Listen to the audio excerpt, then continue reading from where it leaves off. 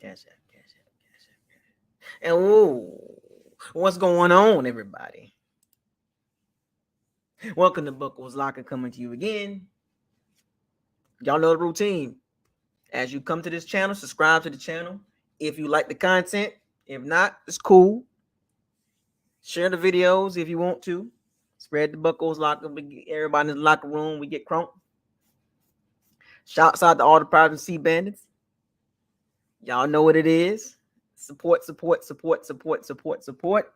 They always been supporting me. I got the whole bunch of powers and sea bandits. If you mess with me, you will get jumped. You will get jumped. It's not me. I'm not doing it. Um, I want to apologize for coming on so late. I just got out of class. I'm in class now. I'm in a boot camp. Um, it's for career progression, upwards mobility in my career. I mean, you never can't know enough, right? I'll be in this boot camp for about 6 months, all the way until April. So that's Monday, Wednesday, and Thursdays. I will be in boot camp from 5:30 to 8:30 Central Standard Time. So as I segue into this, I wouldn't say pivotal matchup. Matter of fact, let me give me some shout outs real quick. I see people in the building right now. Sal in the building, Brent, Sandoval, Jonathan Brutus, Ford Nation. What? Ford Nation 5? I'm not familiar with you. Boss T, what's up, buddy?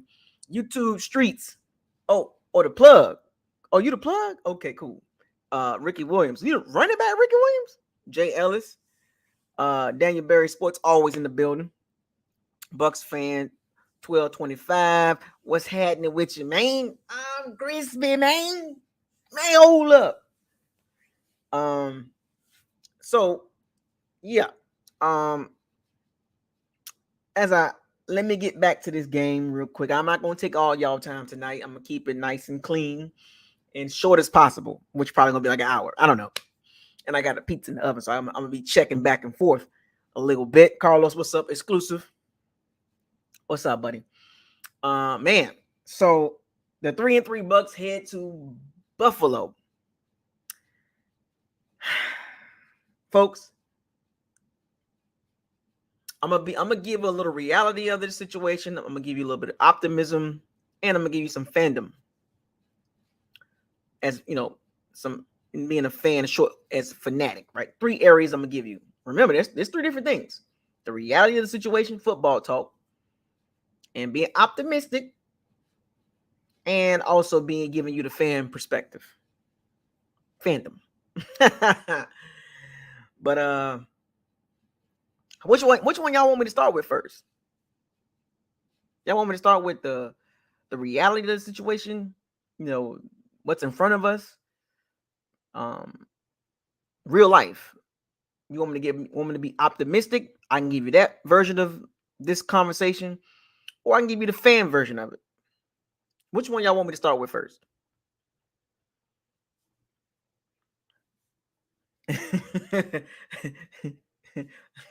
Which one? The majority gonna always win. Which one y'all want? Y'all want the fandom, the big fan in me? Y'all want me to be optimistic? We had that conversation, or you want me to give you the reality of it?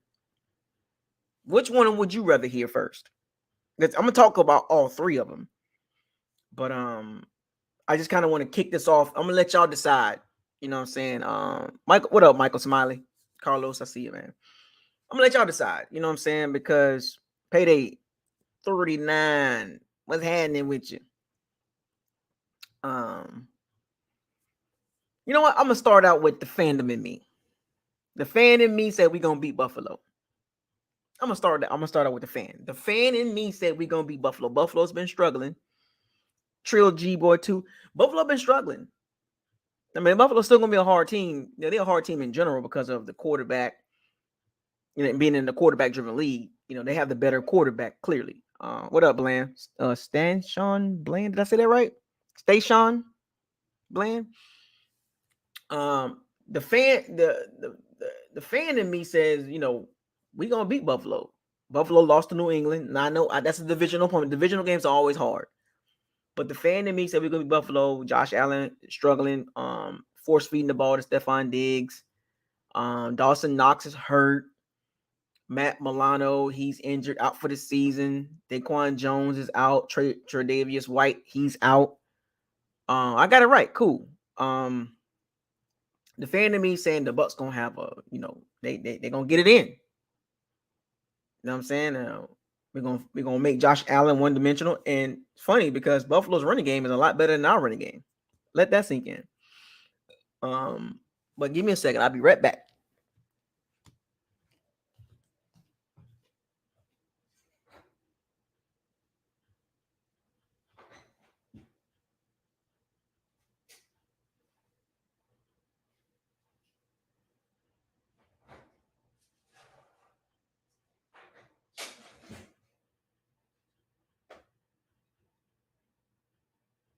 You know what I'm saying? I had to check on my pizzeria. I didn't want that thing to be burnt. But yeah. So we're gonna force Josh Allen to make a lot of throws.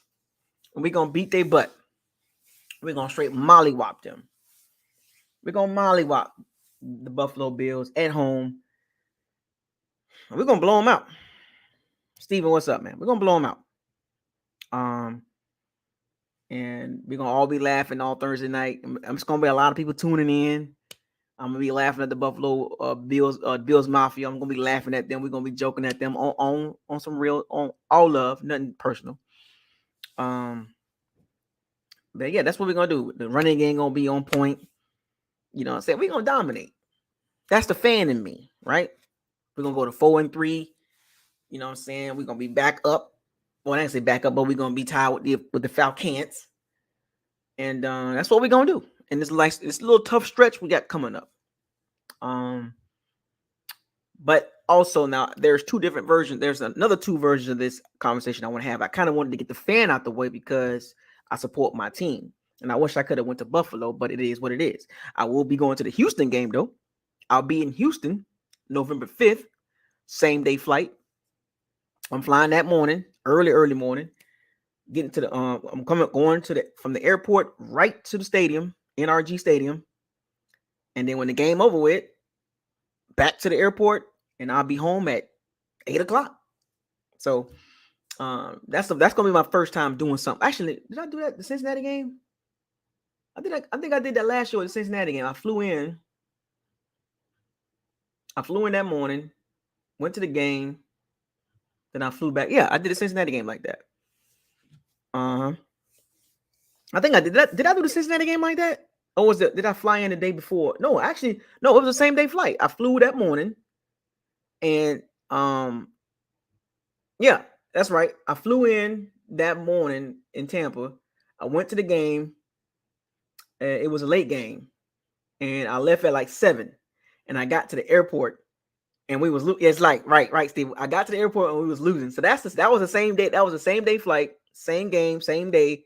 Flew that day, flew back the same day. Yep, that was crazy. We was winning. I think it was 20-7. We was up 20. It was something like that. What was the score? We was up. We was up by a couple scores. And I left at the third quarter, like right when the third quarter started. I got up out of there. My flight left at 7 or 7:10. Or was it 7:50? Some like 7:20. And halftime we was dominating. 17-3. We was dominating the Bungles. And I got to the airport and I looked up. It was 20-17. 20-17. And then when I was at the airport, the Bengals scored again and it was 27-17. I was like, what the WTF just happened? Could not believe. When I got home, we lost the game. It was total shock. Couldn't believe it. So I'll be doing it again this season. Same day flight, leaving early in the morning. I get to Houston at about 10:45. I'm taking the Uber right to the stadium, and I'll get to the stadium. It's about 15 minutes away from the airport, the Hobby Airport. About 15 minutes from the stadium. So the Uber drop me off, and I walk to the stadium. So those of you that is going in the area, or like to travel a little bit and see games, come to Houston. Houston's like that's gonna be that ain't gonna be an easy game. But we'll get to that. But let's get back to the let me give you the optimism version of this conversation. Optimistic. I'm gonna say it like this: nothing's gonna go wrong. The running game is gonna be solid. Rashad White gonna have 100 yards. Baker Mayfield gonna show out. 68%, 70% completion percentage, 320 yards, couple TDs. Evans gonna go off. Godwin gonna go off. The unsung hero, Cameron Brate. We're gonna score a lot of points. Defense gonna hold it down. No mistakes on third downs. We're gonna get off the field on third downs. We're not gonna play zone on third downs. What's up, Molly Mall? Levon Carson. The weather gonna be good. So, it's all good. High insight, it's gonna be probably our best game of the season. Right? Probably our best game. It's gonna be better than we played the Saints. Remember now, we played the Saints good for 3 quarters, second, third, and fourth quarter. The first quarter was like shaky as hell. But this is gonna be our first complete game. Cade Otton is gonna be the unsung hero. It's gonna be our first complete game of the season. I mean, when I say complete game, I'm talking about 4 quarters. I'm talking about quarterback, running game, O-line, the coaching staff, special teams. Devin Tompkins gonna have a couple good returns. Everything's gonna go perfect. It's almost like, it's okay to be optimistic, right? It's okay. It's okay to say nothing negative happened in this game. But look how fast these conversations going, though. Short conversation being a fan in me. Short conversation being optimistic, right? Totally optimistic with the conversation. Nothing bad, right? But then here's the reality. My name is not Thanos. I don't have the Infinity Gauntlet. I don't have any Infinity Stones. But one of my favorite stones of the Infinity Gauntlet, or the Infinite Gauntlet, if you want to call it Infinity and Infinite Gauntlet, is the Reality Stone.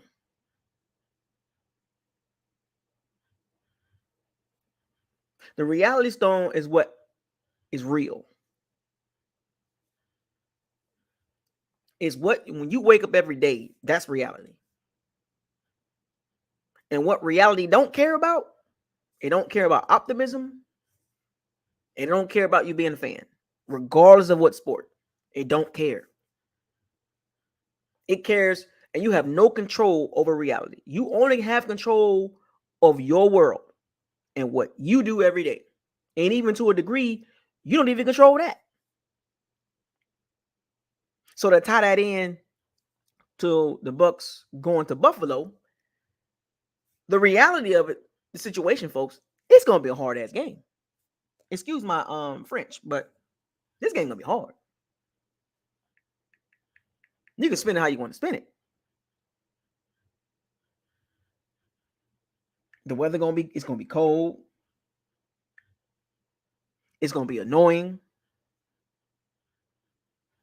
And the Bucs coming into this situation 1-3 the last 4 games. And all 3 losses, the one victory that we beat a discombobulated Saints team, and they still can't recover. Prayers up to Chris Olave. He going through it right now. Chris Olave is going through it. Mental health is real, folks. And shame on Derek Carr. He made it worse. Chris Olave got caught speeding in New Orleans. They took him down to the New Orleans Parish. And I don't know what he's going through, but just in general, from a football perspective, mental health is for real, especially for young men. Young men have a lot of pressure on them to perform, especially in sports. I want to get that out the way too. And I just want to say that from a mental health perspective. I'm a former veteran, so I know people that dealt with this situation. I've dealt with it. It's not pretty, folks. And when times get tough, anxiety builds up, stress builds up. Everything just seems like it's not working, no matter what you do. And when you don't have a positive influence around you, or positive people around you, it makes it worse. But anyway, so back to reality. Um, it's nothing. The reality of this game, the Bucs are 1-3. The last 4 games, bottom 17, bottom 7, and I'm talking about overall. The last 4 games, if you look around the league, we're not good. We're not good, and it's unfortunate too, because the Bucs have quality pieces for the most part. They have some. I don't like some of the areas, specifically in some players in their ceiling. But like I said, the Bucs are not a bad team. But in these last 4 games, overall, they haven't been a bad team. And you are what you eat. You know, they say you are what you eat. You are what you are, right? And in the beginning of the season, we started out 3-1. Hopes was riding high. We was top 10 power rankings. Everything was riding high. And I was very curious, how would the Bucs handle pressure? Media, fans, social media platforms. How would the Bucs handle pressure? And we knew the schedule was not going to be easy as a fan, right? But what happened? Yeah, I know we about to play Buffalo, but all this, what's up, King Cook? All this ties into the last 4 games and what we about to do this game. Can anybody tell me what type of team is the Bucs? What is this team? What is the identity? What type of team is this? Going into this game, what are we? I'll let y'all sit on that.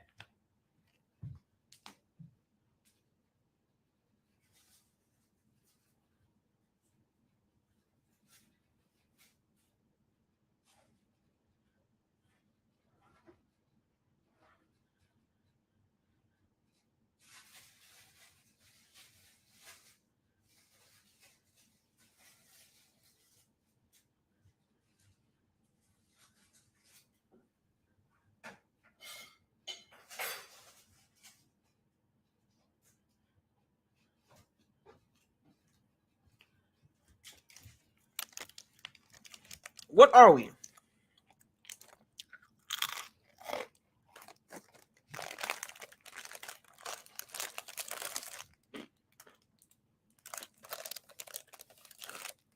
Somebody help me out. What are we?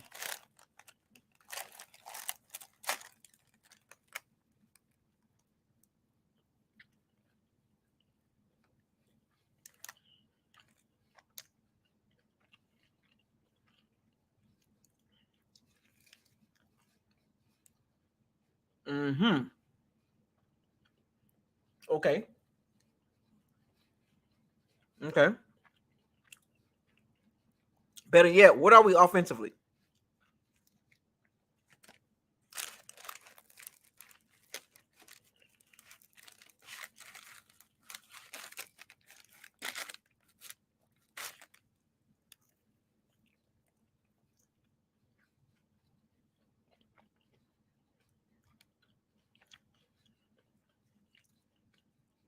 I'm gonna touch on that, King Cook.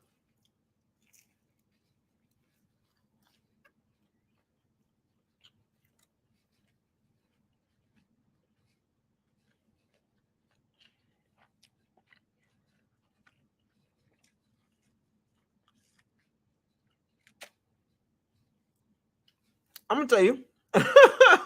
Okay. Okay. I see. I see. I see.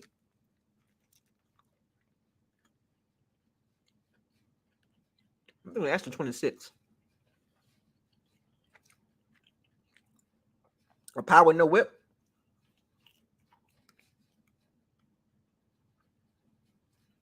That's nasty.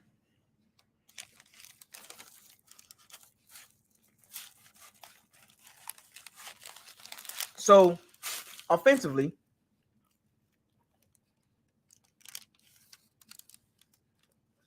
The Bucs are below average overall.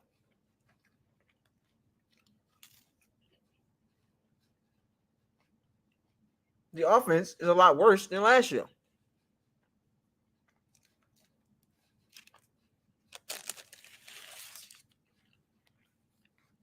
I didn't realize it was that bad.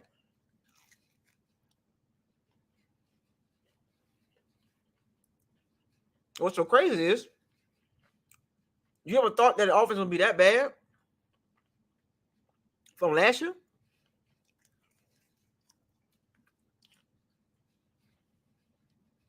I mean, think about it.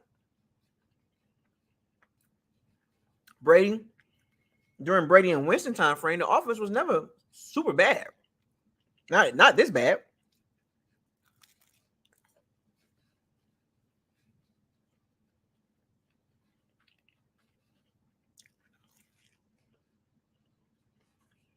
If you listen to Dave Canales and Baker Mayfield,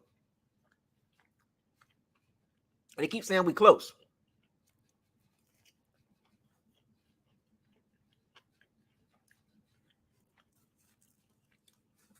I mean, do they understand how reality works?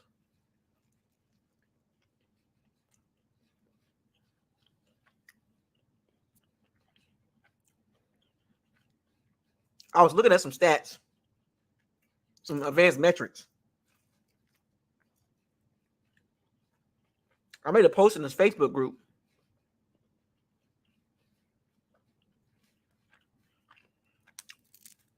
The Bucs are really bad in some areas,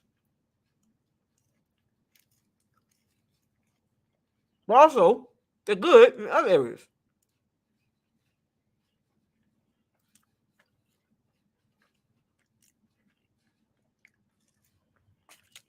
Pretty decent on third down, but where it matters at, they're terrible.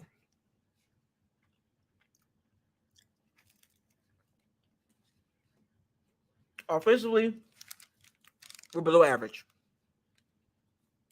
Worse than Byron Leftwich.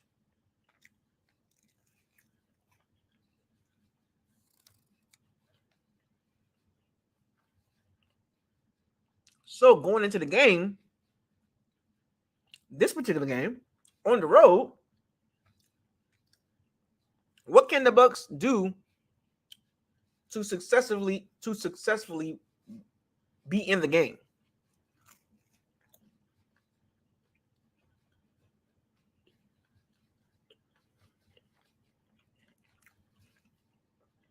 What up, Bucs Life?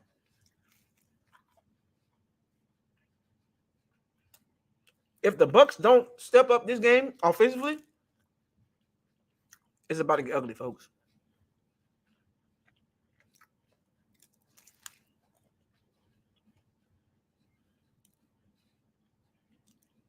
Three out of the last 4 games, the offense has not looked good.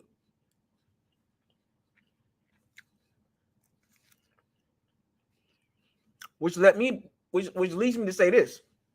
Was that Saints game a fluke?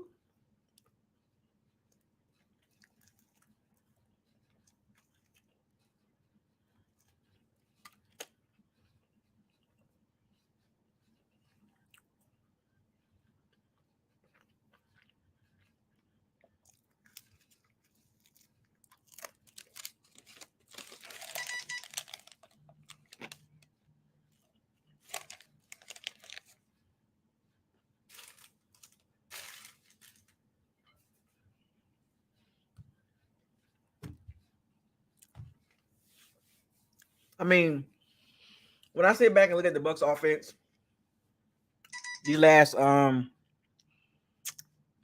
of 4 games going into this game, the signs are not pointing up good for the Bucs. And that's scary. As a Bucs fan, you should be concerned.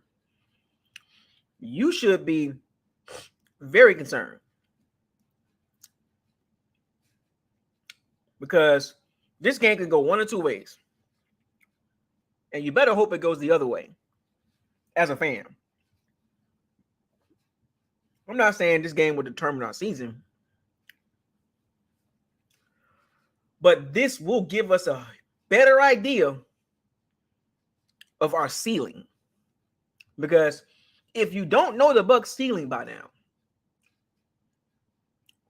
we're not beating the Infinity Stone teams.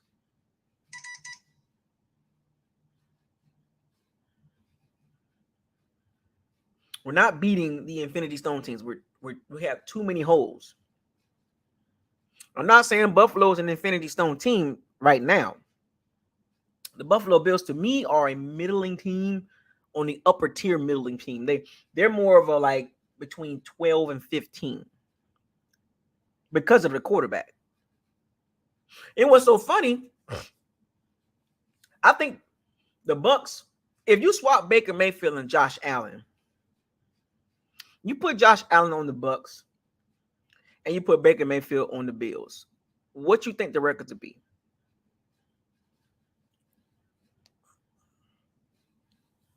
If you swap quarterbacks going into the game, how current the roster is constructed, how the quarterbacks are playing right now.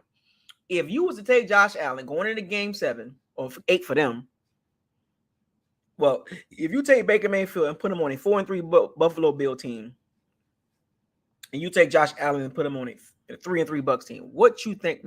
How you think this team will respond?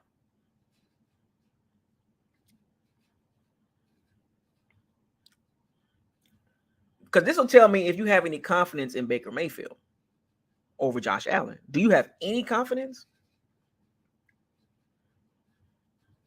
Let's be real. Because we like to give the quarterback the glory, right? It's a quarterback-driven league. Oh, wins and losses is a quarterback stat. Blah, blah, blah. Interceptions is all on the quarterback. I don't care if it's a tip ball. So if that's the case, if we're going to base it on the quarterback going into this game, who has the advantage? And then think about it, Baker Mayfield's not playing terrible. He has his limitations. Josh Allen is not having his best year. But if you had to trust a quarterback in this game, who would you trust?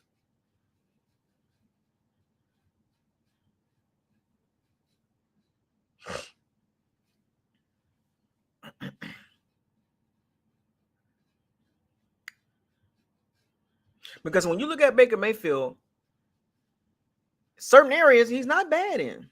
Completion percentage, not bad in that. Third downs, he's not bad in that. But then you got some important categories that you like, what? Yards per completion, under 6 yards of completion. I was looking at Baker Mayfield's throwing chart, all his throws in every game. He has a ton of throws behind LOS or B or behind the line of scrimmage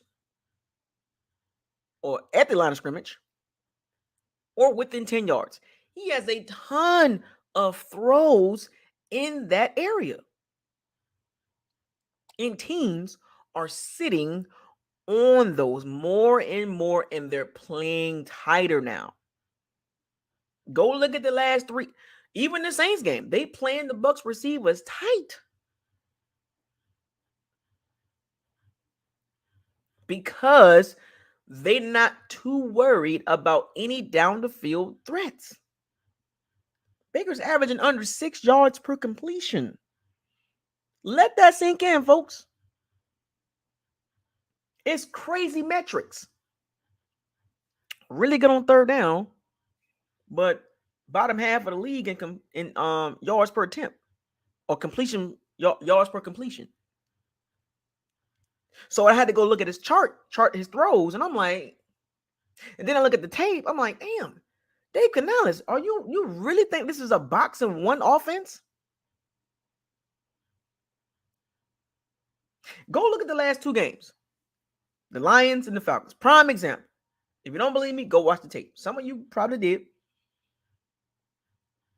There is no serious threat down the field for the Bucs.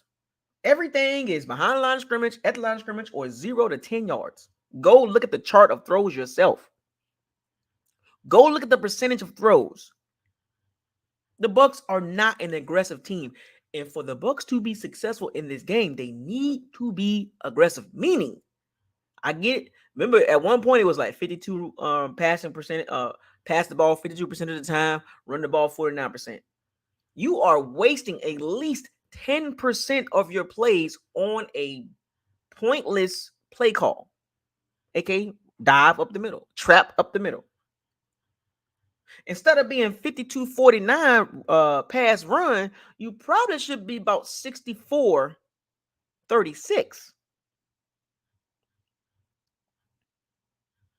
So you literally wasting 10% of your playbook or play calling or play calls on a pointless run. When you go look at those charted throws, the running game has a direct effect on the passing game. Now, unless you're some all-world quarterback, and Baker Mayfield is clearly not. I don't care if you like Baker Mayfield or you don't like him. He is nowhere near an all-world quarterback. We've literally seen his ceiling. And I'm going to keep saying this.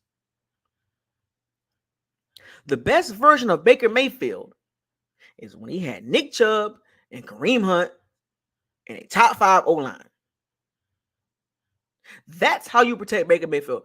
The unfortunate part about this version of Baker Mayfield, for one, this is his last shot. He knows that. So he's being very careful, which is a direct effect on his throws, his charted throws. He's not taking a lot of chances. He can't. So you really can't be too mad at him because he got to be careful. Because if he goes, aka gunslinger, which he's not a gunslinger, I don't even know why people keep saying that because the numbers and the productivity don't even add up. But if you turn Baker Mayfield loose, this would be a disaster for the Bucs. And that's unfortunate too. In a quarterback-driven offensive league, we have a quarterback that has a low ceiling. That you cannot throw the ball 45, 50 times a game. Even though we're built to throw the ball, that's not what you want Baker Mayfield to do. Because for one, physical limitations and throwing limitations. And when you have a quarterback that has those type of attributes, you got to be careful. It's almost like Sam Howell. He's a Sam Howell and Baker Mayfield are very similar. Sam Howell and Baker Mayfield similarly built. They got the similar build, similar playing style, moxie, and all this crap. All this intangible stuff. But they're about the same quarterback. One was the first pick of the draft, and the other one was what, 3rd or 4th round. But they're literally pretty much the same type of quarterback. Go watch them play. That's my direct comparison. Sam Howell and Baker Mayfield.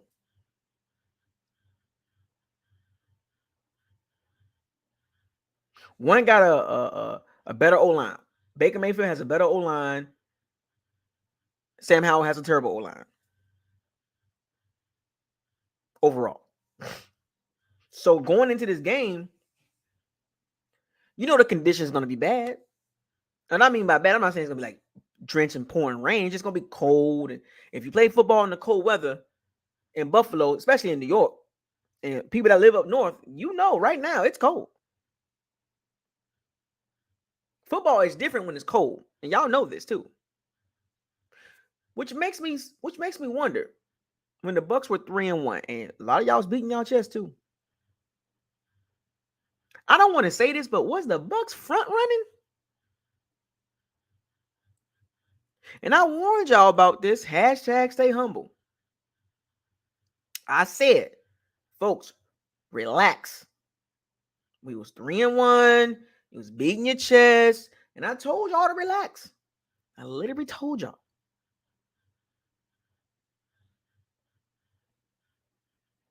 You're running around social media talking noise. Media doing it. And I stayed back and I stayed humble because I knew how this team, from looking at this team, I was like, this team ain't really that good overall. We have good areas, but we also are mediocre in other areas too.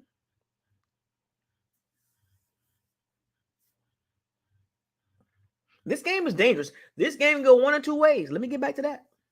The Bucs can maintain and make this competitive and lose and possibly lose or win, win or lose, right? But you make it competitive. Or this can be one of them games that it just gets out of hand. And for all, if you look at all 6 games, none of the games got out of hand. Well, and what I mean by out of hand, I'm talking about it's completely just dominated. Because we hung with the Philadelphia Eagles. They hung with the Eagles. They hung with the Lions. And then the teams outside of that, the Vikings and the Bears and the Saints and the Falcons, we did, the defense did what they had to do. Now, if you want to get into semantics and the details, the Lions had no trouble with us, really. And they were hurt. Let that sink in, folks. That wasn't even a fully healthy Lions team, and they still beat us by 2 scores. Eagles was not even fully healthy. Beat us by 2 scores. Let that sink in. The Falcons, missing their best offensive player, in my opinion, still beat us at home.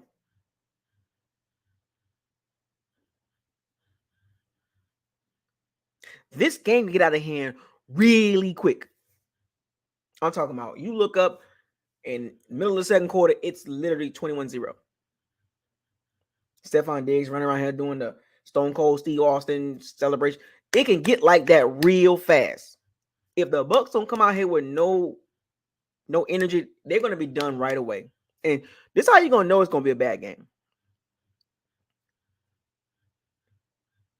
In the first quarter, if you can weather the storm, if the Bucs can't weather the storm from Buffalo, offensively and defensively, it's going to be hell to pay for the next 3 quarters. Buffalo will be resting players in the fourth quarter.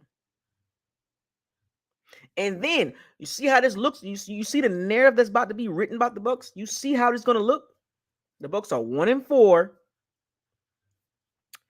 the last 5 games. Here come the chatter. Kyle Trask. What's going on? What we doing? In order for that to happen, Baker Mayfield, this could be his worst game. And here's the dangerous part. He's not fully healthy. He has a leg injury. He's playing through pain.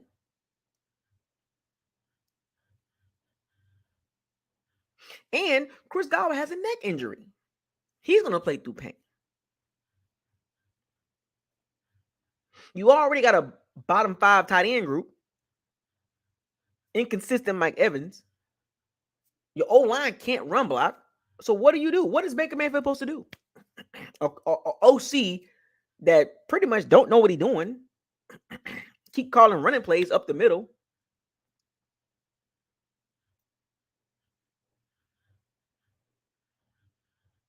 This is all bad for Baker Mayfield, along with his physical limitations. And then on top of that, you add on the dressing, Todd Bowles. This can get super ugly, folks. Super ugly. The Bucs got to come out there offensively and play with some damn heart. Play like you're trying to win the game.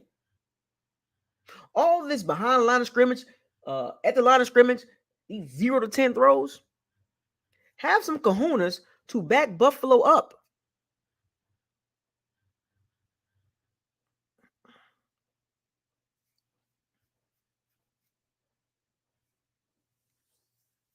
Back Buffalo up so we can have some room to run the ball. Make Buffalo adjust to what you're doing.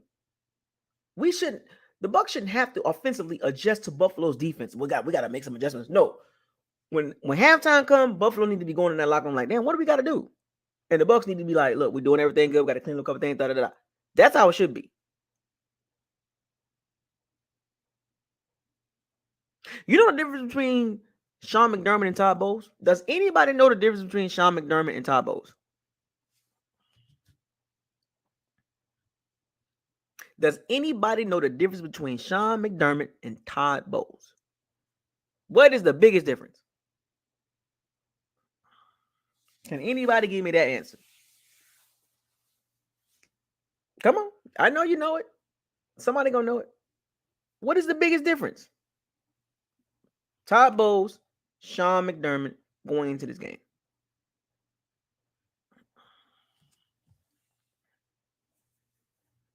Once you give me that answer, we'll continue this conversation. But I want to. This is a good point to stop at. Not stop, but to make. And I kind of brought it up a couple minutes ago. Going into this game, if you have to look at it, what is the difference between Sean McVay and Todd Bowles? They both are defensive coordinators, former defensive coordinators, not head coaches. Nope. I mean, that is true, though. McDermott is more aggressive. I get it. But that's not the biggest difference. It's because not a lot separate those two. Not a lot separate those two coaches. Think about it. They both good defensive coordinators. They both were good. They both came from a pretty decent tree, right? Coaching tree. That's not true, Mr. Bland. Nope. Actually, the Bucs play zone a whole lot more, especially on third downs. Well, we'll get to that. I couldn't believe it. The Bucs play more zone. Oh my God. We'll get to that. The biggest difference between Sean McDermott and Todd Bowles, Josh Allen. Thank you, Clack 5 White. Thank you, Clack 5 White. Somebody got it right. Josh Allen. That is the biggest difference. When you line them up, they're pretty much the same coach.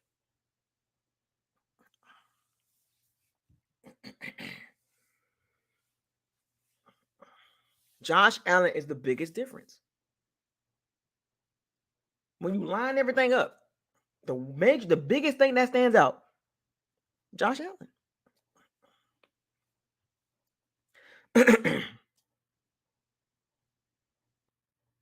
Can Baker Mayfield make enough plays? And I got to stay on him because he's the leader of the team, right?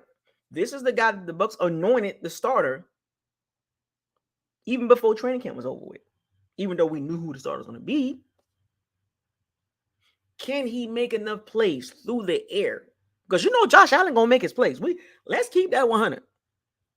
Unless Josh Allen sugar honey iced tea to bed, he's going to make his plays. He's going to make some extraordinary plays, some extraordinary throws. That's Josh Allen.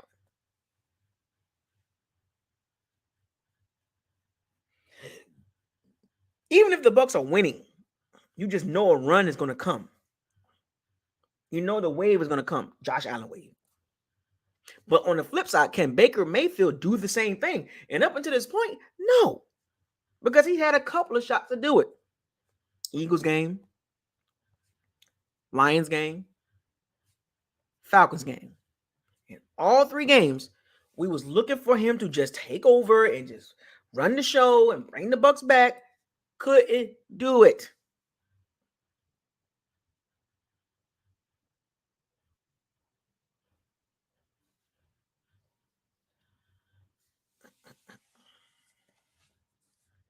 Couldn't do it. Now everybody pissed off at Baker Mayfield. I'm not pissed off at Baker Mayfield. You want to know why? Because I already knew what type of quarterback he was. The only people mad right now about the Bucs offense is the people that don't understand the quarterback running the show.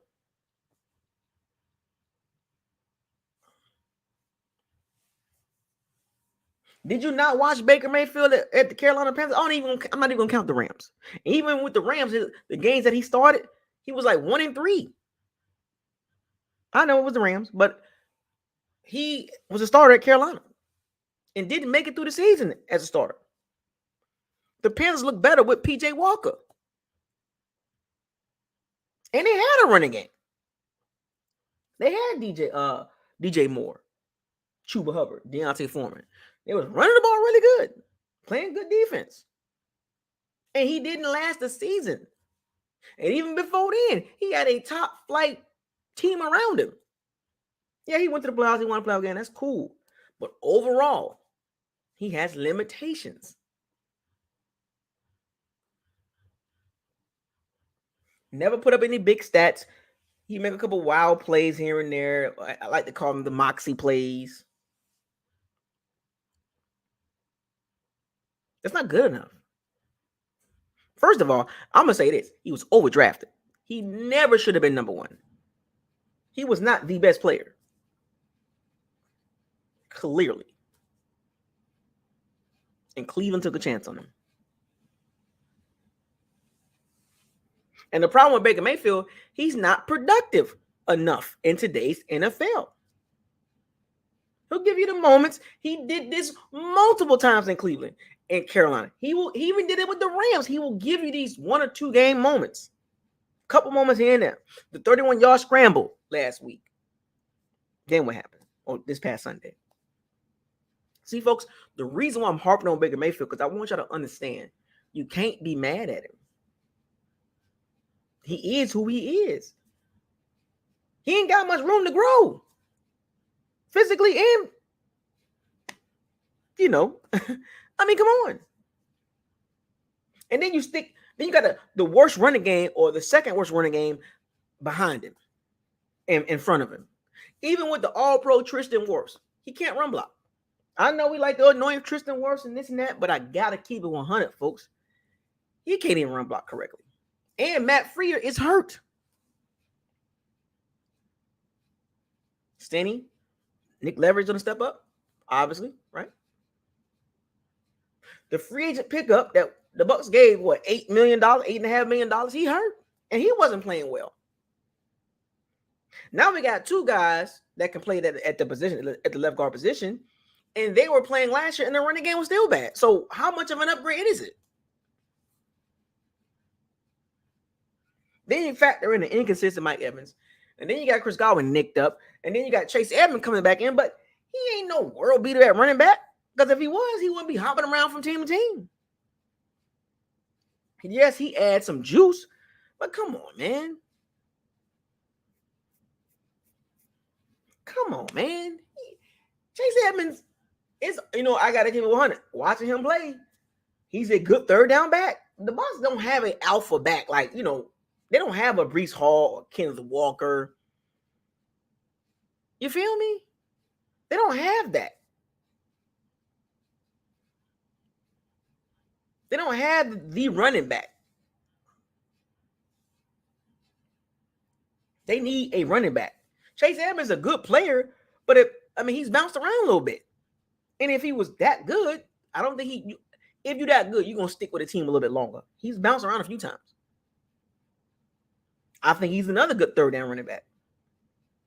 And he adds juice, though. I will say that. Chase Edmonds adds juice behind Baker Mayfield. Before he got hurt, I believe he had 4 carries for 20 yards, 5 yards a pop. He has more juice. Maybe the run plays will be designed to get it to the outside. Maybe he'll bounce it. Going into this game, the running game must produce more than what it has. And if it can't produce, here you go, Baker Mayfield. Thursday Night Football, throw the ball 40 plus times, win the game. That's your option, folks.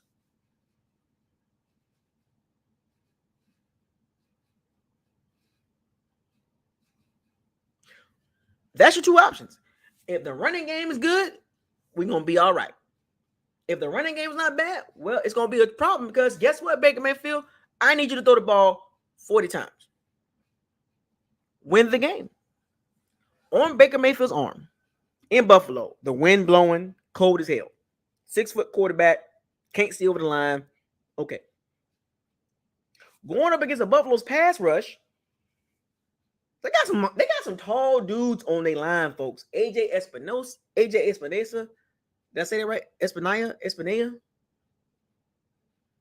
Gregory Rousseau, Von Miller, Ed Oliver, and a couple other dudes. They got depth on that D-line. They got those trees in front of Baker Mayfield.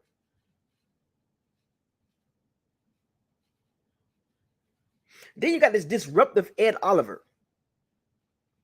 Our interior is going to have a problem.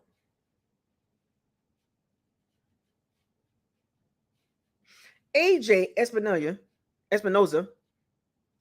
whatever. He like 6'6", 6'7". Gregory Rousseau like 6 foot. Man, these boys can rush the quarterback.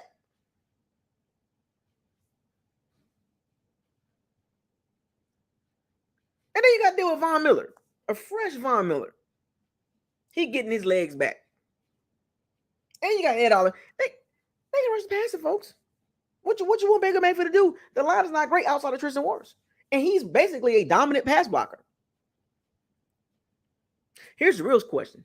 If the Bucs are supposed to be so great pass blocking, well, you're going to do a lot of that tomorrow. There's going to be a ton of pass blocking going on tomorrow. We about to find out. Top 5 pass blocking team. Okay. Put it to use, Dave Canales. I want to see it. 4 quarters. Top 5 pass blocking, 4 quarters. Because it can be done. The Bucs O-line can hold up 40 plus times. If we're going to anoint them a top 5 pass blocking team, well, play to the strengths.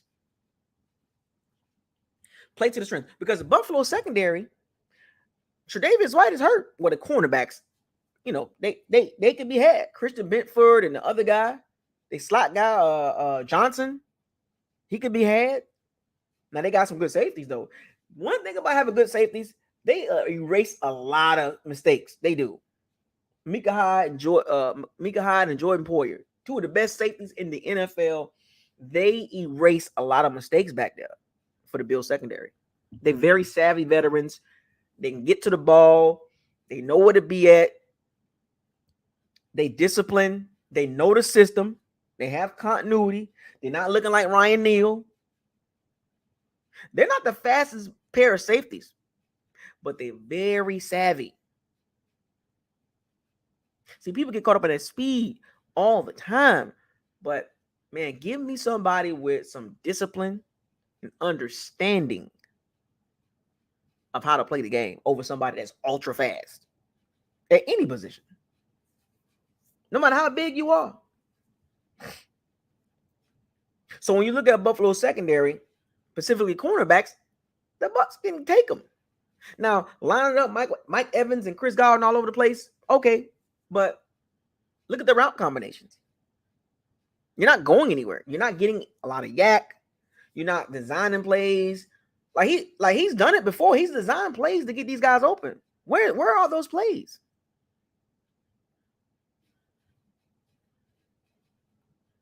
Where are the plays that was designed to get Mike Evans open in the Vikings game, in the Bears game? Where are those plays at?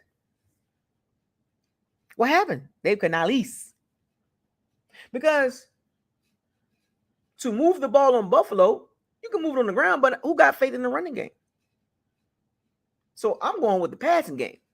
If the Bucs want to win this game, they're going to have to throw the ball successfully. When I say successfully, I'm not talking about 0 to 7 yards. I'm not talking about converting 3rd and 4s, which is good. Don't get me wrong. But the Bucs going to have some 3rd and longs. Convert those. And Baker, keep in mind, folks, he's hurt. He's playing with a hurt left knee. So now he got to overcompensate. Now, we haven't got a really bad Baker Mayfield game yet.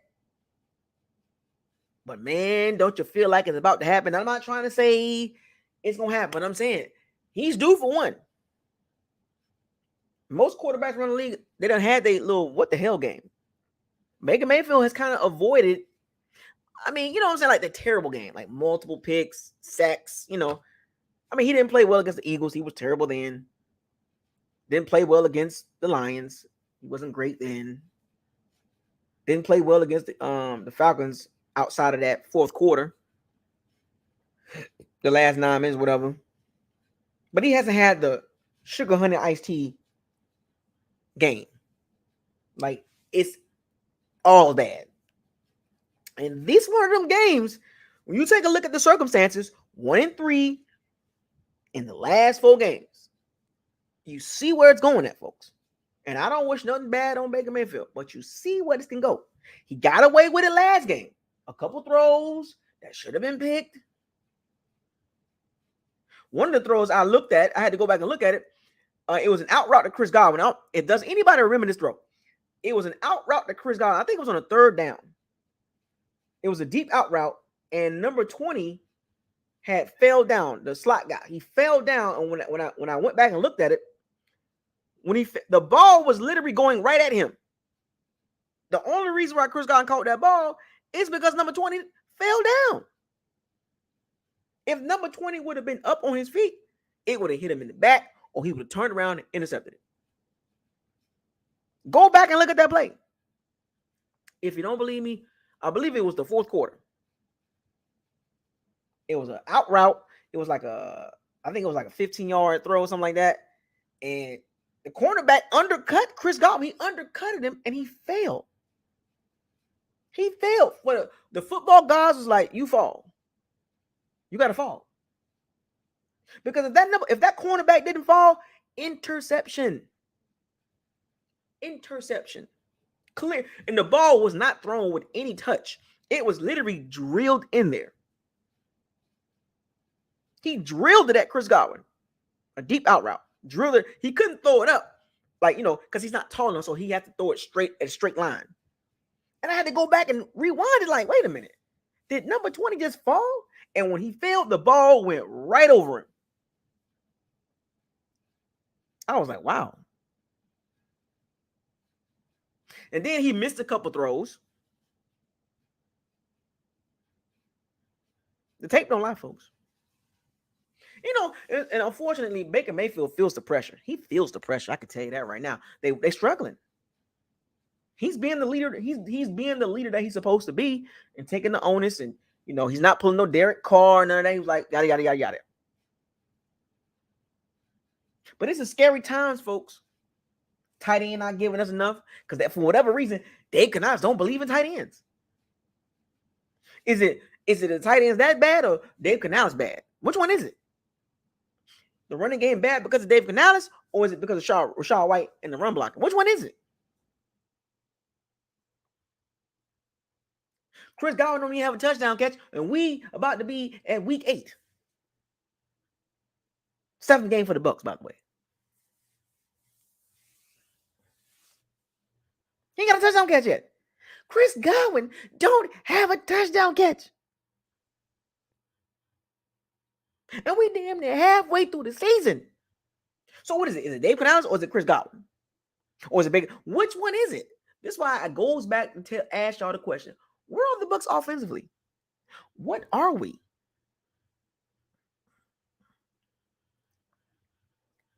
I remember a song back in the day, and it was a lyric said, "The heat is on.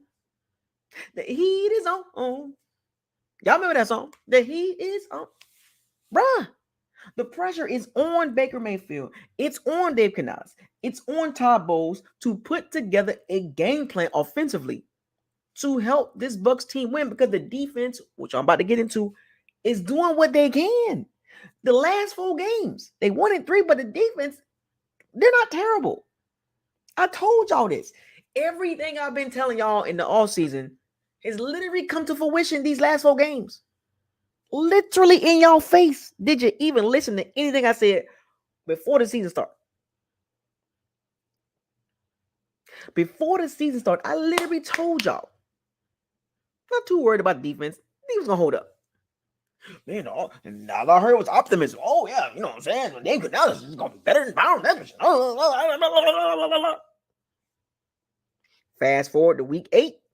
Look at all y'all complaining about Canales. You complaining about Baker Mayfield, complaining about the run game.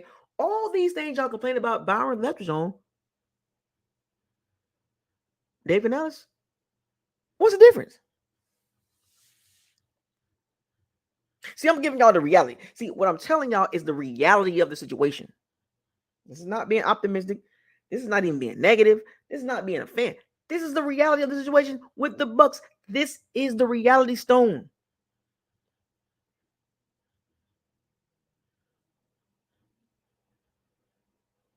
Don't get mad at me. Get mad at the Bucs team. Oh, look at Buckles like he being negative. No, I'm not. Wake up, Mr. West. Kanye West. Swiss Beats voice.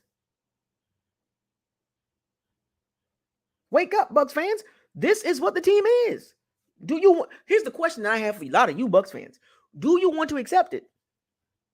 We're going to win some games. We're going to win more games. We're not going to lose the rest of our games. We're going to win more games. But do you accept that this team has limitations and they're not going anywhere?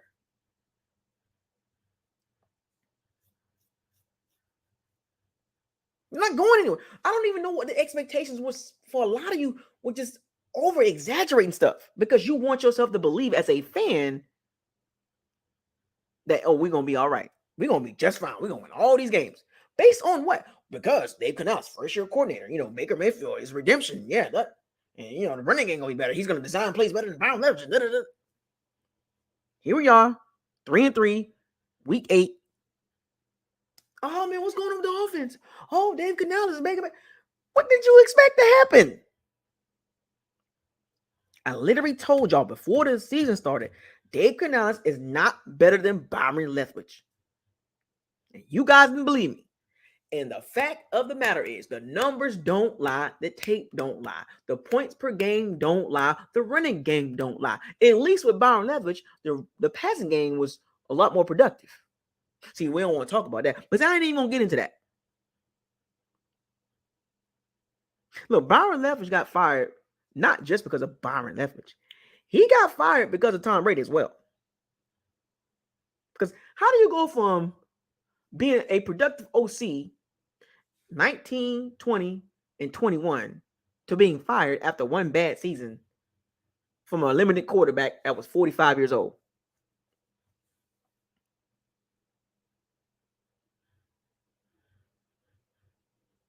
Byron Leftwich did not get fired because of Byron Leftwich.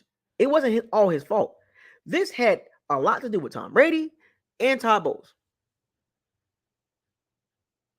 and Harold Godwin and Joe Gilbert, who are still on this staff. Nobody want to talk about that. The Bucs would have been better off. And this might be a crazy take. Moving forward, the Bucs would have been better off without Harold Godwin and Joe Gilbert. They should have let Dave Canales get his O-line coach and get his own passing game, whatever you want to call it. Get rid of Tom Moore. Get rid of the remnants of the stink.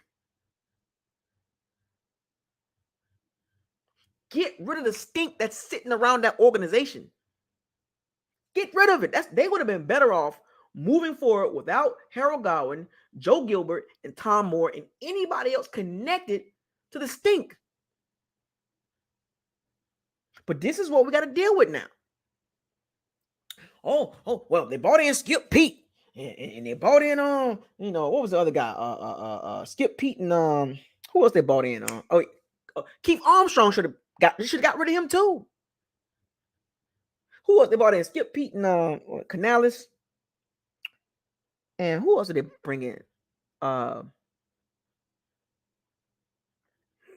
forgot who else they brought in, but it was another coach or whatever. They should have left. This is why Dave Canales, in a way, is kind of handcuffed. He's coaching under a conservative coach, head coach, that tells him, keep it cool. My defense is really good. Don't turn the ball over. In today's NFL, you can't play like that. How many games you think you're gonna win like that? With that style, with that style. Look at Robert Saleh. Great defense, but the offense can't do nothing. Look at the Commanders. Pretty good defense, front side. But the offense, you can't just keep winning games like that. You got to score points. And low-key, Dave Canales is handcuffed. He handcuffed.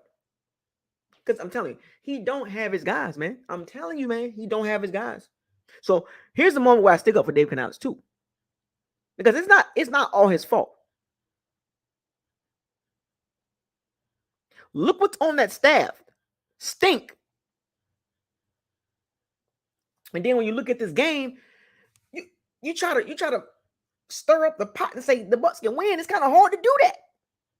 Do you think Todd Bowles is a bounce back coach?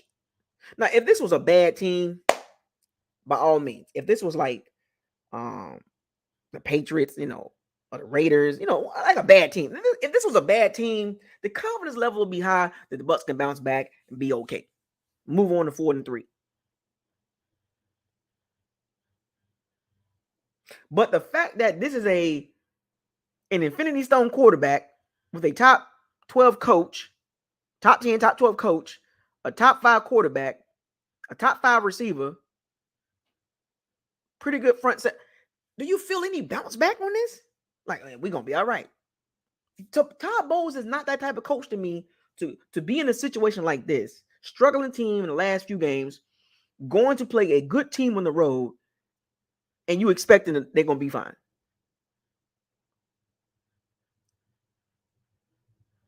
He don't come off to me as a bounce back coach, like a Mike Tomlin, an Andy Reid, a Kyle Shannon. About like you can get back, you can get it back. You will get back on track. A Dave Campbell. He don't come off like that. A John Harbaugh. I'm just saying. My faith levels, my confidence level in Todd Bowles is super low. As I segue into the defense. Enough of the offense. I spent the entire hour about the freaking offense, or about 50 minutes. Now here comes the Bucs defense trying their best to do what they can. Keeping teams under 20 points. Would you believe that? Who would have thought that this is a replay of last season happening right in front of us? But the difference between last year and this year, the offense is a lot worse. With a brand new OC. With a lot of stink that's around him. Dave Canales has stink around him. He does. He has mediocre stuff around him, and he has stinking coaches around him.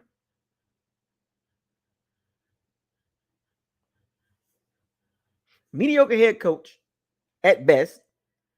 The staff, the offensive staff, is not suited for him. I don't even think Dave Canales wants to throw the ball that much. But he ain't got no choice. He's been forced to do this. Because that O-line was not built to be physically to run the ball.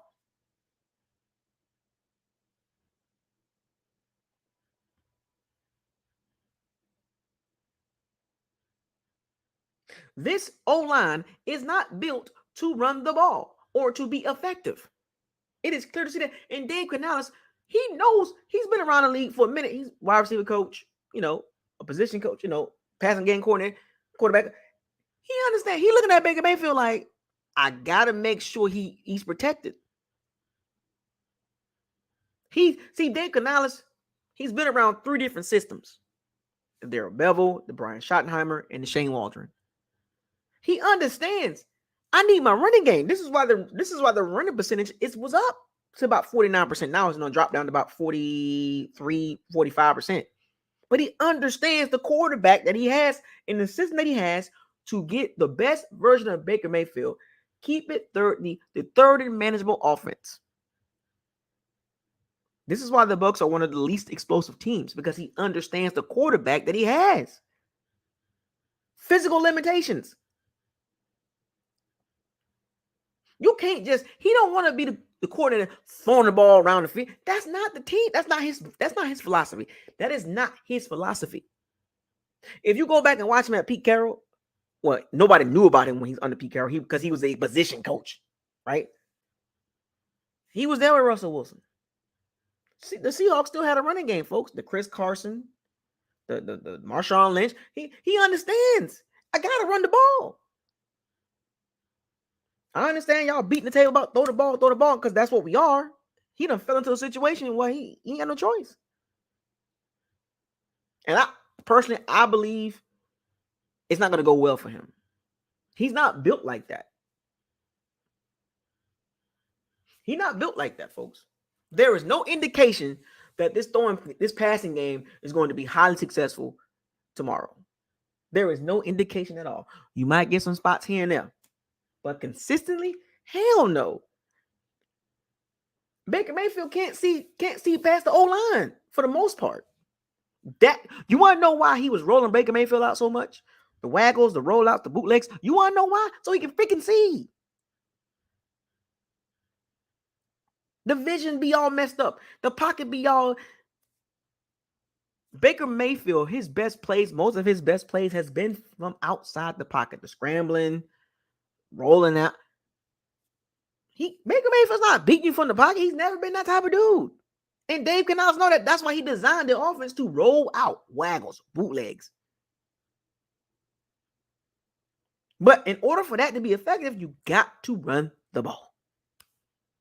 And this is what Dave Canales is in a conundrum. He's like, man, I can't just start doing that. I can't just drop bait. Because that means shotgun, shotgun, shotgun, shotgun all game long. And then when you do that all game long, you develop tendencies. In the NFL, this is not college. In the NFL, if you keep running the same formation, teams are going to pick up what are you doing out of that formation. There's only so much you can do out of the same formation. You can put ranch dressing all over it, or if you like blue cheese, you can put whatever type of dressing you want to put on it. It's the same stuff.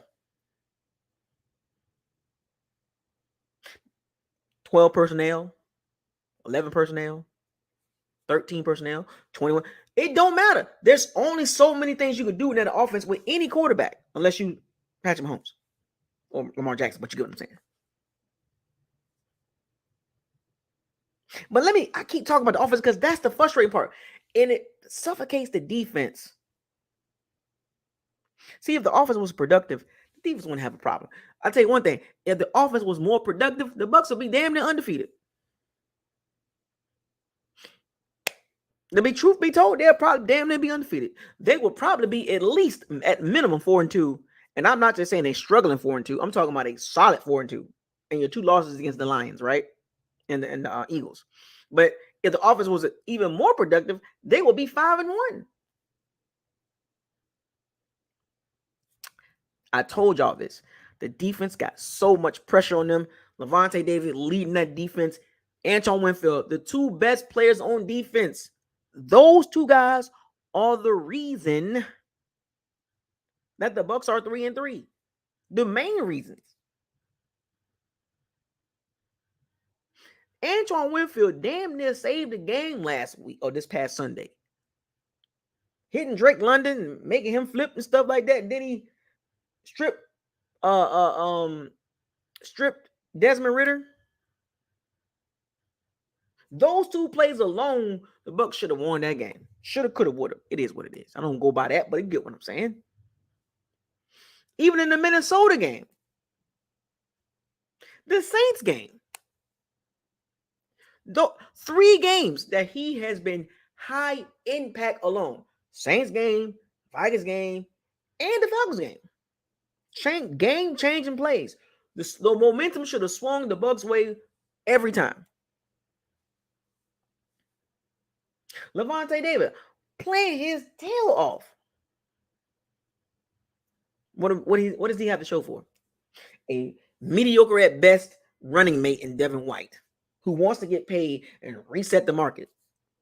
A mediocre safety, a strong safety, and Ryan Neal. And 2 cornerbacks, mediocre at best. You got 2 elite players in Lavonte David and Antoine Winfield Jr. on that field, giving the defense the best chance to keep offenses from scoring the ball. Can you imagine what the defense is going to look like without Lavonte David?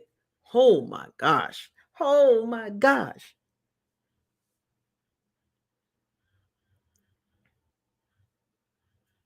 Devin White still can't cover. Has anybody seen Devin White? What has he done up to this point? Outside of having an interception literally tipped right into him, he's looking at the ball, dropping his hands. Outside of that one play, what has he done? True. I think Joe Tryon has done more than Devin White.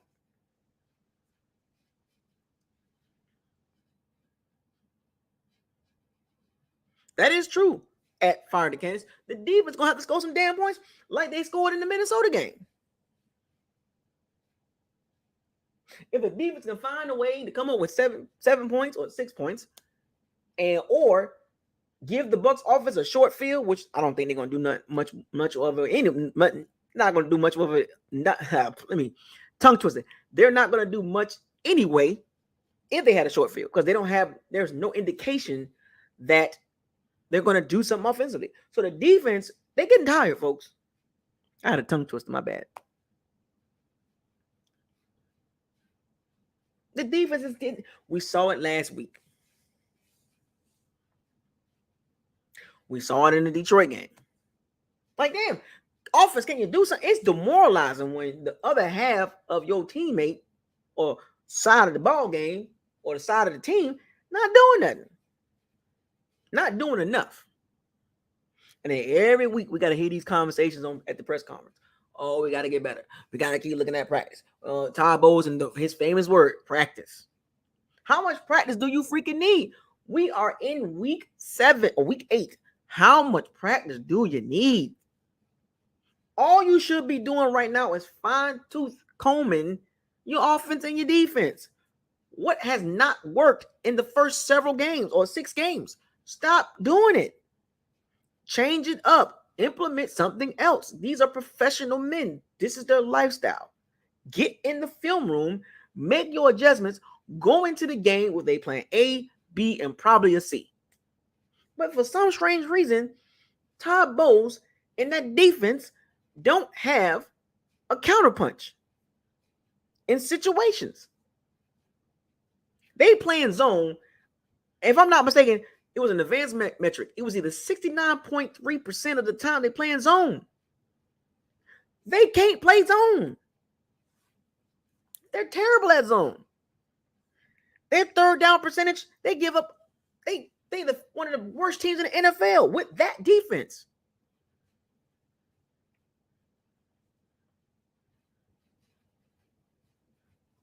They're not good on third downs. This all of a sudden the Todd Bowles defense are turning into this bend don't break. What the? So you willing to give up yards on purpose so you could stop them in the red zone? How's that working out for you when you got a terrible offense? Can somebody help me make sense of this as I wrap this video up?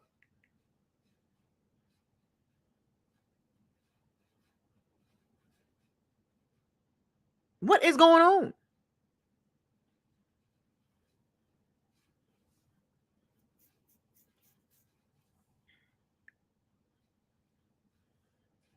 This ain't making no sense to me.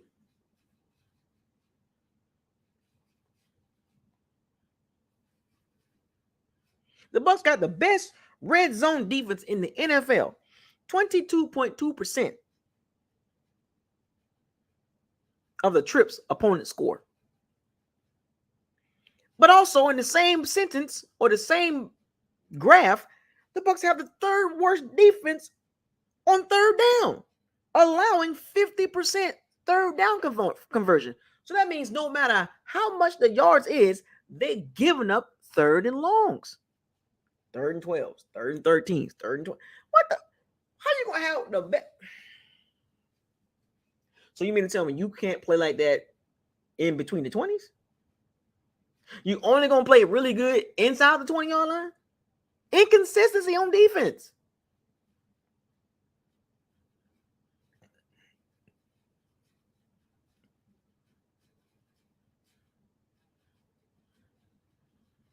This is weird, folks.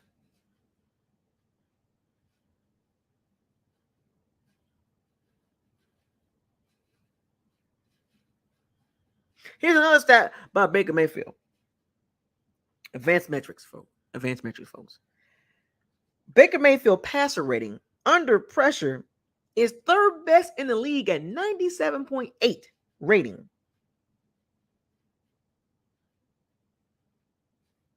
This is about to blow your mind right here. Think about this. Under pressure, it's 97.8%.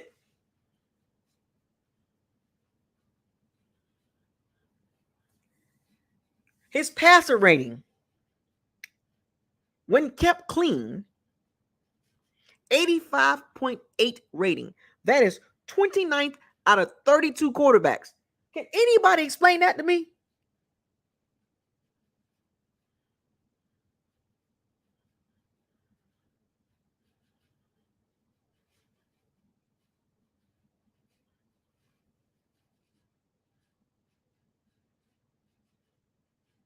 Can anybody explain to me he's better under pressure than no pressure? So you mean to tell me when he has time to throw the ball, he's not good? What? You can't make this up in my Kevin Samuels voice. 97.8% under pressure. 85.8% or rating. 29th out of 32. Can anybody explain that to me when he has a clean pocket? Why is he not performing at a higher level?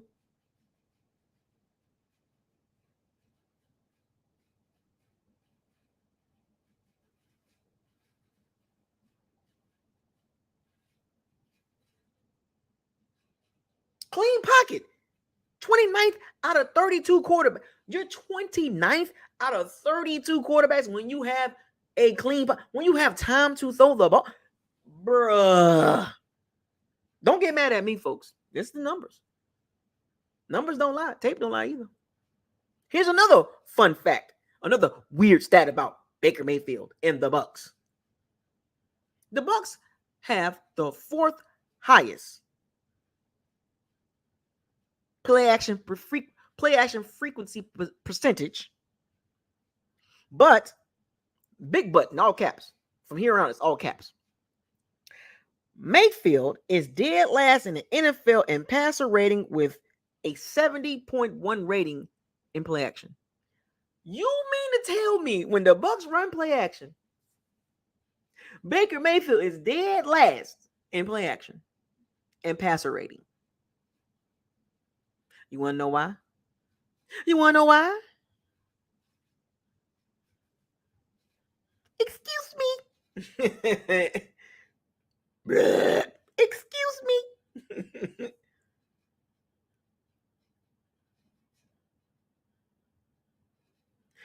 When the Bucs run, they run play action the fourth most in the NFL, percentage-wise.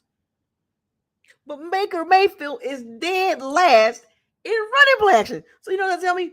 You're is insanity. So Dave Canales is calling play action pass for no freaking reason.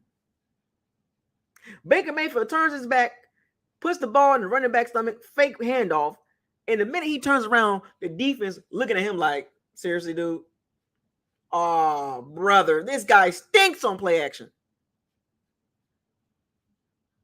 Think about that. It's like, that's like Dave Canales running the ball and it's unsuccessful, but I'm going to run it 45% of the time. I'm going to call play action, even though my quarterback is dead last in the NFL on play action. Why are you doing those two things? Why are you doing it? You're beating your head against a drum and you got blood all on you, and you're going to keep beating your head against a freaking drum. What are you doing, Dave Canales? What is this? Hashtag, what is this? Hashtag, why? Hashtag, what does your eyes tell you, folks? I cannot believe these weird stats. Advanced metrics. I can't believe top level and advanced level stats about the Bucs. The Bucs are a super question mark team. They can't even get out their own way. I still can't get over the fact that the Bucs defense is really good in the red zone, but terrible on third downs. You can't make this up. So when did the Bucs develop the bend don't break nonsense? Where did the Bucs go wrong at that part? So in between the 20s, we'll give up some plays. But inside the red zone, we're going to dominate. What the? You put more pressure on the defense. Undisciplined defense, as good as they are overall, undisciplined defense, undisciplined coaching on both sides of the ball. This is why I warned y'all. Folks running around here talking about 12, 13 wins. I'm like, where do you get this from? Baker Mayfield is dead last in passer rating in play action, and Dave Canales is predicated on that. You want to know how play action works? Effective running game. I'm going to say this again. When Baker Mayfield hit that play action and hits that back foot and he looking down the field, the defense is already looking at him like, we know where you're going to throw the ball at. Oh, brother, this guy stinks on play action. And that's Dave Canales' fault and Baker Mayfield. Both of y'all take the blame. Both of you.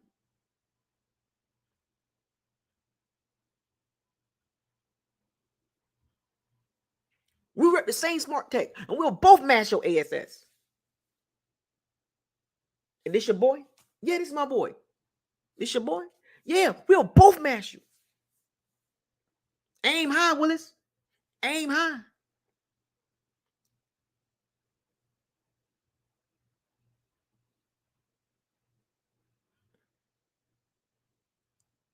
It's crazy. It's crazy to just think about this. He literally runs play action for no reason. Why are you running play action when it's not working? He already short.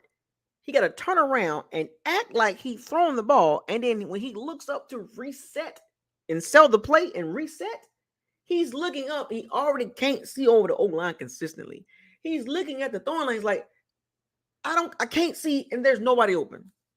How you gonna be dead last in play action? And you have the fourth most play action plays percentage-wise. And for the season total offensively, I got to stay on this offense. 103 points in 6 games. It's terrible. And you put all this pressure on the defense. This bend don't break defense. This top 5 defense. No.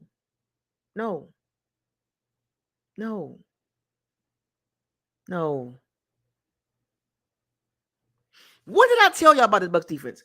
If they top 5, we're going to be really good. If they top 10, we're going to be okay. Anything outside of that, we're in trouble. Because if the defense drop off, the offense not going to be able to pick up the slack. And we've literally seen that in these last 4 games. They're 1-3. Those are the facts.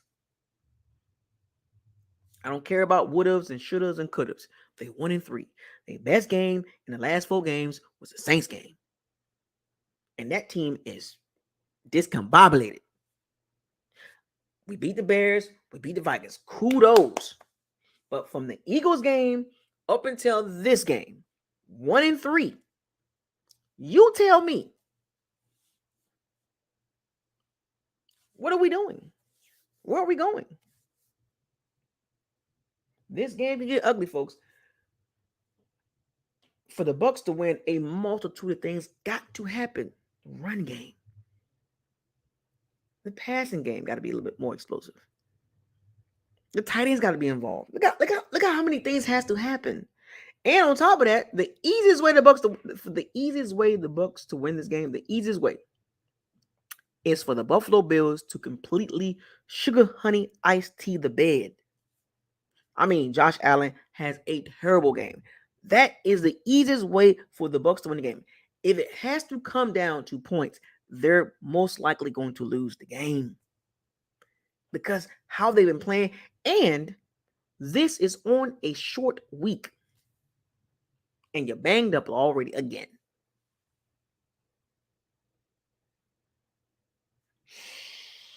Oh boy. Can the Bucs maintain Stephon Diggs? No Dawson Knox. He's hurt, wrist injury or something like that. But don't get it twisted. Dalton Kincaid, I think he's good.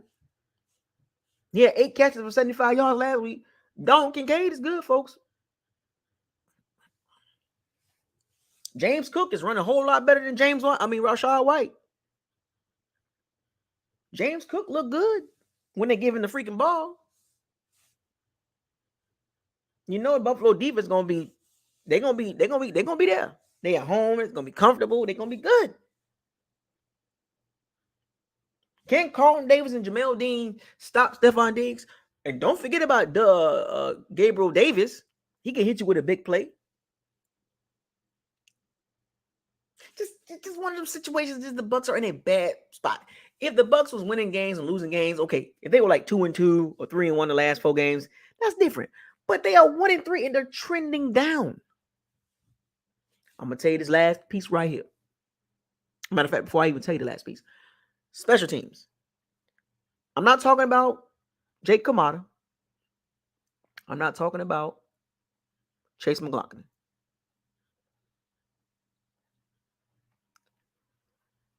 Can we get anything out of the punt return, kick return units? Can we get anything game changing, field position turning, flip the field position returns, punt return, kick return? Can we get anything out of that group? Fire the cannons, I get it. But you can't have it both ways. I'm going to tell you why. And this is not a shot at you. Divisional games are always tough. You want to know how I know? Bucs and Falcons this past Sunday. Oh, we're going to beat the Falcons. And I said it. We're going to beat the Falcons. Divisional games is always tough. You want to know why? You play this team every year, 2 times a year.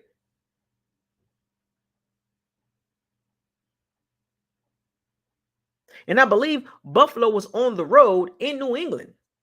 And you know how Bill Belichick is. He'll give you these games. He put together a great game plan. Mac Jones had his best game of the season. So, yeah, don't get it twisted. That's a divisional game against a foe that they see 2 times a year. Bill Belichick and Sean McDermott has faced each other multiple times. The importance of the Atlanta Falcons and Bucs division game is very important. So you're going to play harder for your divisional games because you want to know why? You must win your division. That's why those games be so tough and so nail-biting. The Colts and the Browns, they play each other multiple times. They're not in the same division, but you get what I'm saying. The Ravens and Steelers, Bengals and Browns, Bengals and Steelers. These are all tough games. The Chiefs and Chargers, always tough game. Cowboys, Eagles, Commanders. It's always tough. So you can't have it both ways, man. Yeah, the Patriots, they're not good. And they beat Buffalo. So that means we can beat Buffalo. Based on what? I literally went down the whole entire reasons why the Bucs are struggling going into this game. And boom, the epiphany hits. Well, we can beat them, though. Sure, we can beat them. But the key part I said, going into this game, where do you see that at?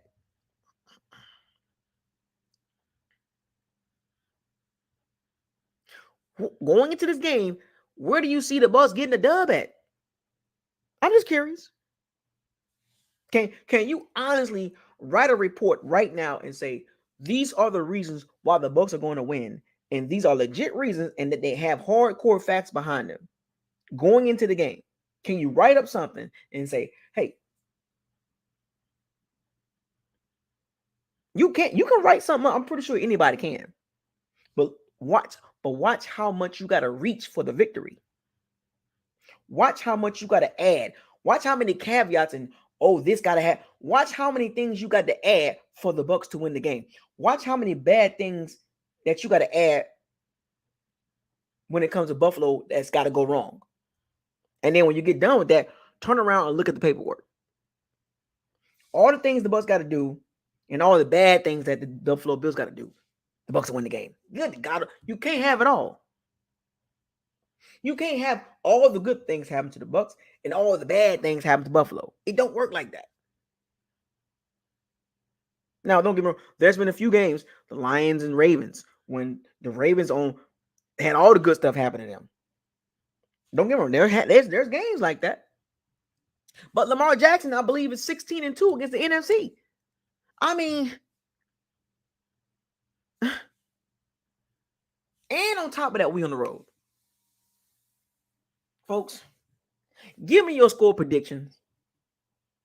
What's going to happen in this game? Give me your score prediction and who's going to win this game. Can you do that for me before I wrap this up?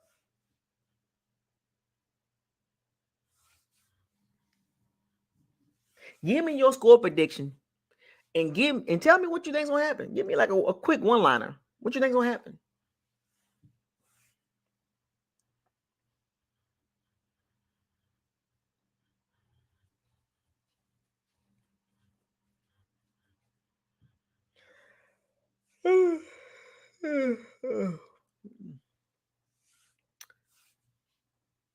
$24-9 Buffalo. Man, come on now. I don't know about that. 34-10 Bucs. Okay, West Loso 333. Shout out to West Los 333. What does that mean? The 333. West Los Angeles? Is that what that is? 27-13 Buffalo. Their D-line dominates. 31-10 Bills. God dang, Jonathan Brutus. You ain't got no faith in the Bucs defense, huh? So you mean to tell me, Jonathan, this is the game where it goes bad? Like everything goes bad? Is this the game that all things fall apart and the Bucs fall to 1-4 the last 5 games, and then after the game, you're gonna be like, make the switch to Kyle Trask? That's what you're trying to say? Baker Mayfield gonna have a bad game and 1-4 in the last 5 games, and it's like Kyle Trask time? That's what you're saying in the mini break, in the mini bye? Because if that happens, Jonathan Brutus, that's the conversation. Because that score that Jonathan Brutus put up there, that means Baker Mayfield had a really bad game. And the defense pretty much just gave up.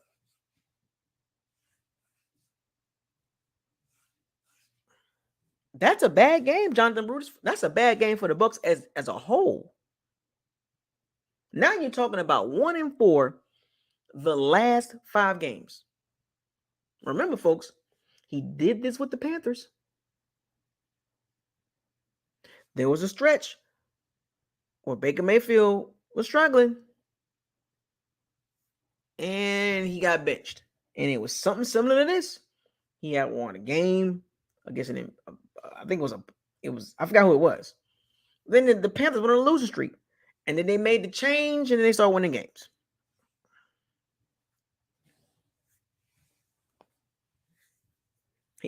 What you're seeing right now is what happened in Carolina. It was all good. He had his moments, the moxie moments. It's not a shot at Baker, but I use that word because they like to describe him with that word. So let me guess, that 31-yard run against the Falcons was moxie. I don't know, man. I'm not a fan of the moxie. Win the game. Make the correct throws. Make the correct reads. He missed some reads too. Easy reads. Matter of fact, that interception, he could have dumped the ball up to Rachaad White and got the first down.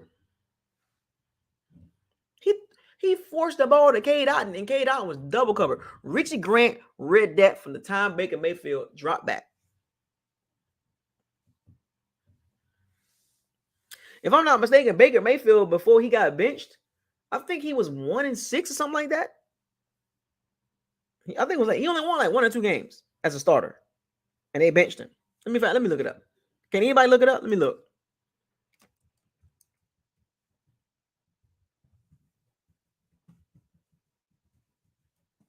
Let me look it up real quick.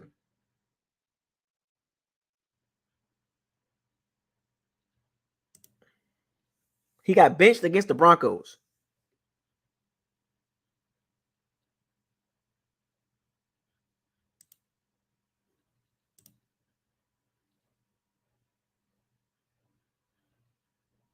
Oh yeah, he was 1-5. 1-5 as the starter. 1-5, folks, with Carolina. And where are we at right now? 1-3. This is a similar situation with the Panthers.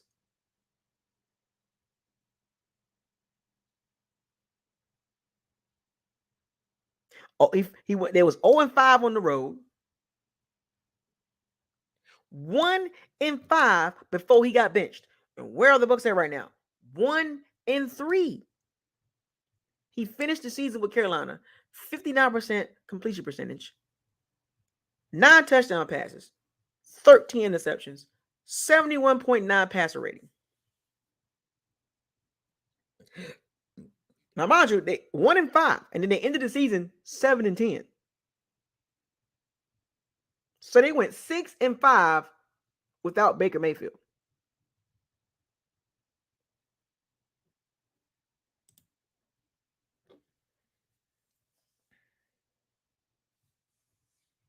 The Bucs are in a similar situation, with just like the Panthers. Right now, the Bucs are 1-3. When Baker Mayfield got benched, they was 1-5. Well, he went 1-5 as a starter.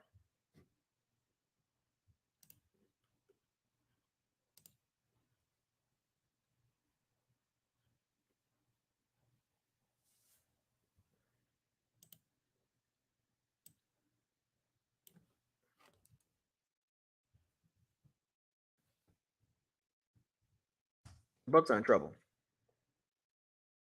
Bucs are in trouble. He got released December 5th, 2022.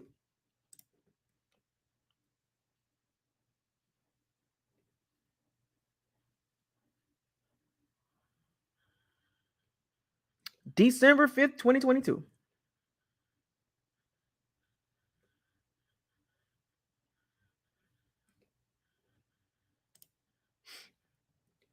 Folks, the Bucs are in a similar situation, just like the Panthers. Maybe Baker Mayfield turns it around. But man, oh man. 1-3, folks. 1-3. Oh yeah, and then when he went to the Rams, he won one game with the Rams. So he was 1-5 with the Panthers.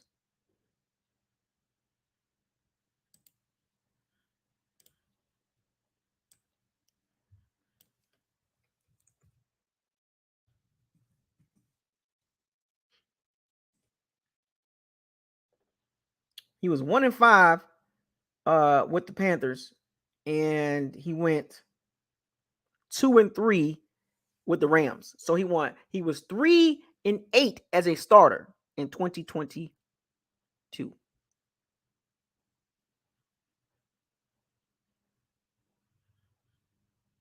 3-8, folks. 3-8.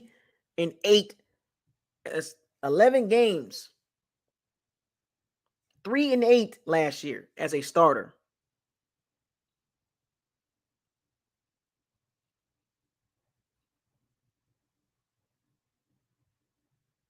His best game last season was against the Broncos.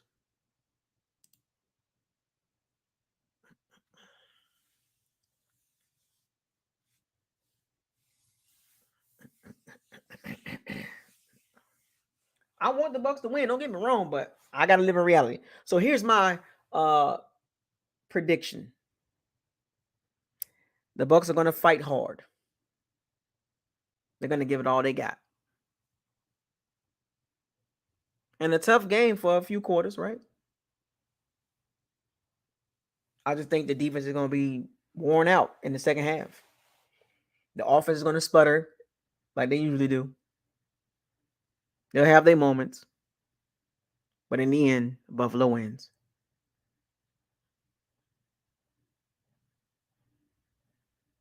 24-6. 24-6. And Baker Mayfield probably going to have a mediocre game at best. And then the Bucs will fall to 3-4. 1-4 the last 5 games. The Bucs are going to mini bye. And questions will start happening. What does the Bucs do? They're 1-4 with a mini bye. Is it Kyle Trask time? We'll see. Find out on the next Dragon Ball Z. When the Dragon Ball Bucs. But yeah, tell me what you guys think in the comment section. I know Bucs fans, it's worse. It's worse. It can get worse. Hopefully the Bucs can weather this storm and find a way to win, but there's not enough information for me to believe that. They're good in certain areas, they're great in certain areas, and they're really bad in some very key areas, and you can't have that. But in my opinion, my prediction, they lose the game 24-6, fall to 1-4 the last 5 games, which means we're headed exactly down the path that the Panthers went. Because after this game, we got the Texans, and I'll be at that game. And the Texans will not be a pushover. And if we lose that game, oh my gosh. Oh my. Because you got to think about it. We got to stretch with the AFC South. Texans, Titans, and Colts coming up. And the Colts are scrappy. Shane Steichen can really coach. The Colts should be 4-3 right now. Or yeah, something like that. The Bucs are in serious trouble, man. If they don't perform well and win this game next week, it's gonna get ugly. Especially if they get blown out. Oh my Lord. You lose this game, you fall to 1-4 the last 5 games, and you got blown out. That's a recipe for disaster. And most coaches in this situation, when you have a middling quarterback, they make the change. It's not like Baker Mayfield's Kirk Cousins. The Vikings kind of turning around, whatever came. The Vikings are 2-0 now. They're 3-4. You know, they turn it around, whatever. This is a situation where you have a middling quarterback, a journeyman, basically, with a low upside, low ceiling, and now you're 1-4 with him at quarterback. Most coaches in that situation will switch to the young guy. That's how it works, folks. The veteran out there, he playing, but we losing. I've never seen a middling quarterback in this particular situation continue to lose games with a young guy behind him, and the team stick with the older guy. It don't work like that. Only teams that do that is bad teams. Bad teams will stick a mediocre quarterback out there when you have a quarterback younger and waiting to play. You move on from that. You put the young guy in and see what you got. This is a scenario that we talked about in the offseason. Baker Mayfield probably play about 7-8 games, struggle, switch to Kyle Trask. All right, Cal, you got 10 games. What you got? The scenario is playing out, folks. If the Bucs don't win this game, the scenario is playing out right in front of us. So you Kyle Trask fans, I know y'all about to show y'all face. I know y'all about to start peeking out these bushes. But y'all be ready. I think the Bucs are 1 or 2 losses away from that conversation getting really loud. I'm just saying, the Bucs are 1 or 2 losses away from the Kyle Trask fans come knocking at your door like Jehovah's Witnesses. Or like the Muslims. Bean pie, my brother. Kyle Trask, my brother. Kyle Trask, bean pie, my brother. Knocking at your door early in the morning. Kyle Trask.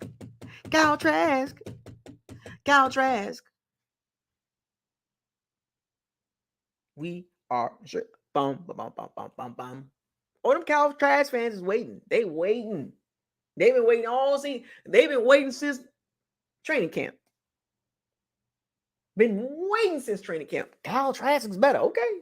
Y'all about 1 or 2 games away from getting what y'all want. What can Baker do for you? He better win this game. I'm telling you, folks, and he better win this game, and he better play well, because I'm telling you, Kyle Trask is peeking around that corner like, what's up, Doc? Anyway, subscribe to the channel. like the channel, share all the videos. Don't forget to hit the notification bell icon to notify you on all new videos that's posted on the channel. Lord have mercy, folks. It is painful to be a Bucs fan, but you should have known this was coming. If it goes down the wrong path, you can't be surprised. You can't be surprised that it's happening like this. And you Baker Mayfield fans, God bless you. You pull for your guy, and I understand. But sometimes it just ain't it. Especially when you're not productive. You can't be mediocre and not productive. I bet you Sam Howell get benched for Jacoby Brissett. I bet you Sam Howell get benched for Jacoby Brissett. You can't be mediocre and not productive at the same time. Can't do it. Fire those cannons. Seize the day. Raise the flag. Hashtag Thursday night football. Hashtag Bills Mafia. Hashtag facts over feelings. Hashtag why. Hashtag what is this? Hashtag what are we doing? Hashtag life after Brady.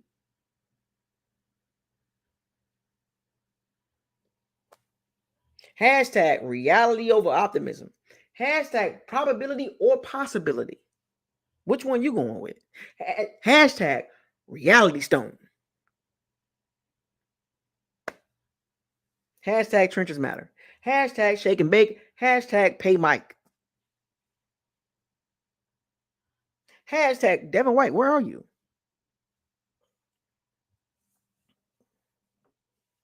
I'm out.